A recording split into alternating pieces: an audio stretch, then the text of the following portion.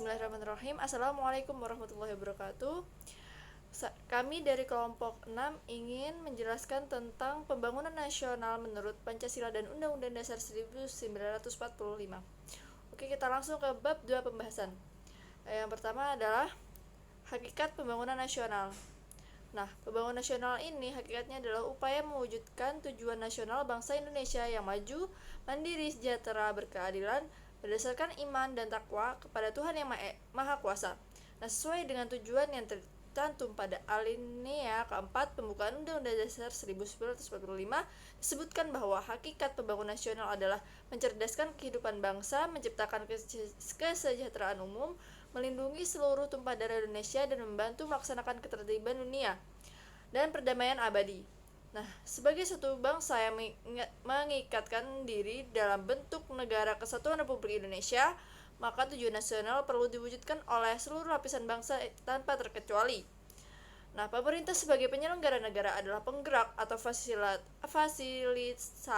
fasilitator dan dinamisator perwujudan nasional itu. Nah, dalam penyelenggaraan pembangunan, pemerintah bertindak mewakili kepentingan seluruh lapisan bangsa. Pembangunan dilaksanakan sendiri oleh masyarakat terdiri dari tingkat mikro, individu atau pribadi rakyat, tingkat agregat nasional, dimulai di tingkat kelompok masyarakat, desa, kelurahan, kecamatan, kabupaten atau kota, provinsi sampai nasional. Nah, dan tingkat global internasional, pembangunan antar negara atau antar bangsa. Nah, dalam Pancasila dan Undang-Undang 1945 merupakan landasan pembangunan yang ideal. Nah, keduanya adalah merumuskan dengan bijaksana konsep demokrasi dalam alam pembangunan sesuai lingkungan sosial dan budaya Indonesia. Dalam sejumlah konsep tentang demokrasi disebutkan bahwa ada titik temu antara demokrasi dan pembangunan. Nah, keduanya dapat dianggap sebagai satu proses memanusiakan manusia. Nah, pada suatu negara di demokrasi, pembangunan berlangsung sendiri berdasarkan kemauan, kebutuhan, dan kemampuan rakyat. Kemudian dilakukan mandiri oleh rakyat, serta selanjutnya dimanfaatkan sendiri hasil dan dampaknya untuk rakyat. Berikutnya adalah landasan konstitusional pembangunan di Indonesia adalah Undang-Undang 1945.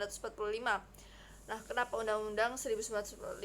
Karena Undang-undang ini merupakan arahan yang paling dasar dalam menyusun tujuan pokok pembangunan nasional sebagai suatu visi pembangunan nasional guna dijadikan landasan dalam keputusan atau ketetapan MPR.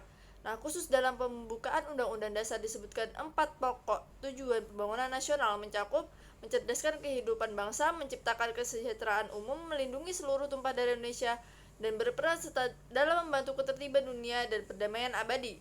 Adapun landasan ideal pembangunan Indonesia adalah Pancasila. Nah, Pancasila sendiri merupakan arahan yang paling dasar guna menjiwai seluruh pelaksanaan pembangunan nasional dalam rangka memperkokoh perwujudan visi pembangunan yang termuat dalam Undang-Undang Dasar 1945 guna dijadikan menjiwai penyusunan keputusan atau ketetapan MPR. Nah, hakikat pembangunan nasional sendiri adalah pembangunan manusia Indonesia seutuhnya dan pembangunan masyarakat Indonesia seluruhnya. Nah, ini berarti dalam pelaksanaan pembangunan nasional diperlukan seperti ada keserasian, keseimbangan, dan kebulatan yang utuh dalam seluruh kegiatan pembangunan. Nah, pembangunan sendiri adalah untuk manusia dan bukan sebaliknya, manusia untuk pembangunan. Nah, dalam pembangunan sendiri terdapat berbagai unsur yang harus diperhatikan, yaitu pertama adalah unsur manusia, unsur sosial budaya, dan unsur lainnya yang harus mendapat perhatian yang seimbang. Nah, pembangunan harus merata untuk seluruh masyarakat di seluruh wilayah tanah air. Subjek dan objeknya pembangunan adalah manusia dan masyarakat Indonesia, sehingga pembangunan harus berkepribadian Indonesia pula. Pembangunan dilaksanakan bersama oleh masyarakat dan pemerintah. Nah, masyarakat adalah pelaku utama pembangunan dan pemerintah berkewajiban untuk mengarahkan, membimbing, serta menciptakan suasana yang menunjang. Kegiatan masyarakat dan kegiatan pemerintah mesti saling mendukung, saling mengisi, dan saling melengkapi dalam satu kesatuan langkah menuju tercapainya tujuan pembangunan nasional. Baiklah, selanjutnya akan disampaikan oleh Saudari Siti Khairiyah. Terima kasih.